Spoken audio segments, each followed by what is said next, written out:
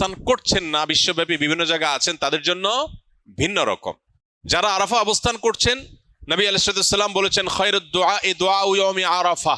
এই হাদিসের এই অংশটা যদিও আম, এখান থেকে আরাফাতের দিনে দোয়াকে নবীজি বলেছেন আরাফাত দিনের দোয়া হলো সবচেয়ে সেরা দোয়া, বছরের যে কোনো সময়ের মধ্যে সেরা দোয়া হলো আরাফাত দিনের দোয়া।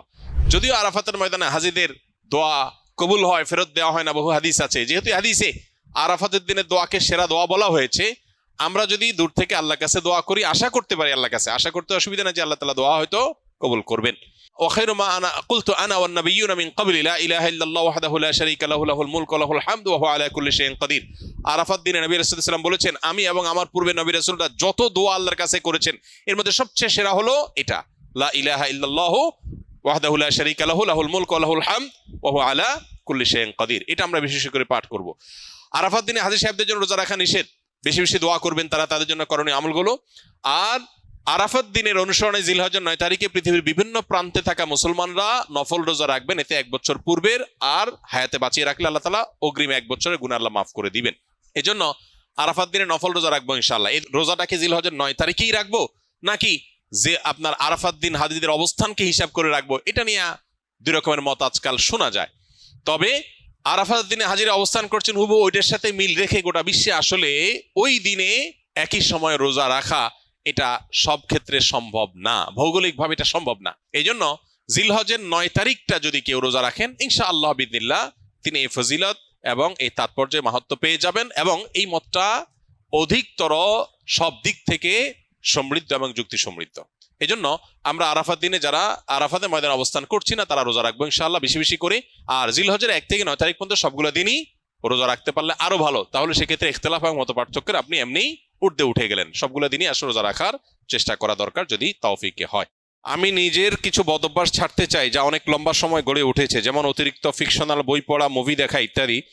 মাঝে মাঝে মনে হয় আমার মানসিকতা বিকৃত হয়ে গেছে, আগে যে স্মরণ শক্তি ছিল তা নেই, মনোযোগ থাকে না, বিনা কারণে রাগ ওঠে, প্রোক্রাস্টিনেশন, সময়ের কাজ সময়ে না করা ও ডিপ্রেশনে ভুগছি। কিভাবে এসব থেকে পরিত্রাণ পেতে পারি?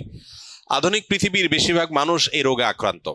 যে ভাই প্রশ্ন করেছেন তিনি হয়তো নিজের কথা বলেছেন, বাকি হাকিকত হলো, বাস্তবতা হলো আধুনিক পৃথিবীর উল্লেখযোগ্য সংখ্যক, বরং বলা যায় নির্দ্বিধায় বেশিরভাগ মানুষ এই বিপদে আজ আক্রান্ত।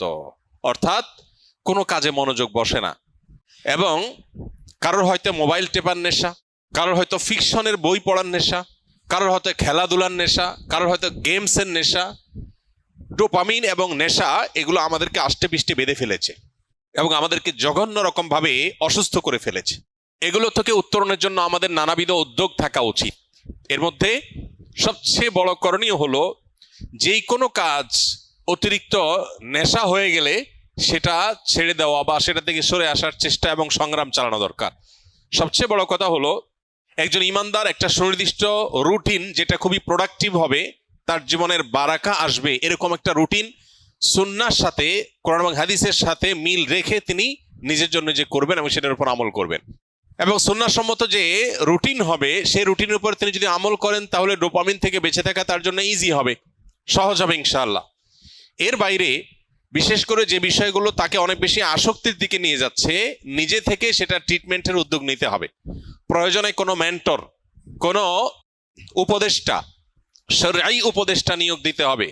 নিয়োগ দেওয়া মানে বেতন ভিত্তিক নিয়োগের কথা না, মানে কাউকে ফিক্স করা উচিত যে আপনি আমাকে গাইড করেন, যিনি কোরআন এবং হাদিসের আলোকে বিচক্ষণতার সাথে আমাকে গাইড করতে পারবেন। তাহলে সেক্ষেত্রে এই গাইডলাইনগুলো মানুষকে অনেক সময় হেল্প করে, নিজেরটা নিজে অনেক সময় করে উঠতে পারে না। সবচেয়ে বড় কথা হলো এবং সর্বশেষ কথা হলো আল্লাহ রাব্বুল আলামিনের কাছে আমাদের কায়মনো বাক্যে দোয়া করা দরকার, আল্লাহ যেন আমাদেরকে নেশাগুলো থেকে বেঁচে থাকার তৌফিক দান করেন। আমাদের টিনেজাররা, উঠতি বয়সের তরুণরা, এমন ছেলে মেয়ে খুঁজে পাওয়া এখন কঠিন যার ভেতরে কোনো নেশা নাই। প্রত্যেকে নানান নেশায়, নানান রকমের বদভ্যাসে আজ আক্রান্ত হয়ে গেছে।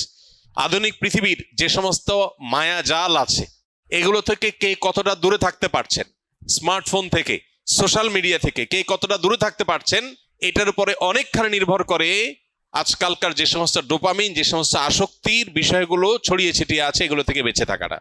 এই জন্য মোবাইল ব্যবহার করলেও সেটা লিমিটেড টাইমে ব্যবহার করা উচিত। সোশ্যাল মিডিয়ার ব্যবহার করতে হলেও নির্দিষ্ট সময়, আজকাল অনেক অ্যাপ আছে যে নির্দিষ্ট সময়ের পর এটা লক হয়ে যাবে, সেগুলো ডাউনলোড করে আপনি লক করে ফেলেন। নিজের ব্যাপারে নিজের বিভিন্ন রকম বাইন্ডিংস আনেন, এটা ছাড়া আমরা কেউ আসলে রক্ষা পাবো না। আখেরাত তো শেষই, দুনিয়াও বরবাদ হয়ে যাচ্ছে, ঘরে ঘরে ডিপ্রেশন। বিশ্ব স্বাস্থ্য সংস্থার জরিপ বলছে 2030-এর পর গোটা পৃথিবীতে সবচেয়ে বেশি পরিমাণে যে রোগ ছড়িয়ে পড়বে, বেশি পরিমাণে যে রোগের রোগী গোটা পৃথিবীতে পাওয়া যাবে, সে রোগটার নাম হলো ডিপ্রেশন। আমরা একদিকে দেখতে পাচ্ছি সুখের উপকরণ, নানাবিধ উপকরণ সুখের, এগুলো দিন দিন বাড়ছে। আবার অপর দিকে দেখতে পাচ্ছি পৃথিবীতে দুঃখী মানুষের সংখ্যা, ডিপ্রেসড মানুষের সংখ্যা, পেরেশান মানুষের সংখ্যা পরিমাণ দিন দিন বাড়ছে। একদিকে আমরা দেখতে পাচ্ছি একটা চিত্র সিনারিও, যে সুখের বিভিন্ন আইটেমগুলো বাড়ছে, কতভাবে মানুষকে সুখ দেওয়া যায়, দুনিয়াটাকে জান্নাত বানানোর বা একটা দামি জান্নাত বানানোর একটা চেষ্টা কসরত আমরা একদিকে দেখতে পাই, যে কোনো ত্রুটি কোনো কষ্ট যেন না হয়, মানুষের সব স্মুথ। এটা একটা সিনারিও। আর আরেকটা সিনারিও হলো প্রত্যেকটা ঘরে ঘরে, বড়রা তো আর বড়রা, মানব ইতিহাসে কখনো বাচ্চারা যেখানে ডিপ্রেসড এরকম ছিল না, এখন ঘরে ঘরে যত আধুনিক, যত উন্নত, যত অগ্রসর, তত বেশি বাচ্চাদের মধ্যেও ডিপ্রেশন বেশি পাওয়া যাচ্ছে, আত্মহত্যার প্রবণতা বাড়ছে। এটা আমাদেরকে বার্তা দেয় জাগতিক এই সমস্ত উন্নতি অগ্রগতির কোনো টুলস মানুষকে সুখী করতে পারে না। আল্লাহ বিজিক্রিল্লাহি তাতমাইন্নুল কুলুব, ঈমান এবং নেকামল ছাড়া, আল্লাহর কাছে আত্মসমর্পণ করা ছাড়া পৃথিবী সুখী হতে পারে না। মানুষ বহু কিছুকে ট্রায়াল করবে, কিন্তু তাকে ব্যাক করতে হবে দিন শেষে ইসলামের দিকে। আল্লাহ তাআলা আমাদেরকে বুঝার তৌফিক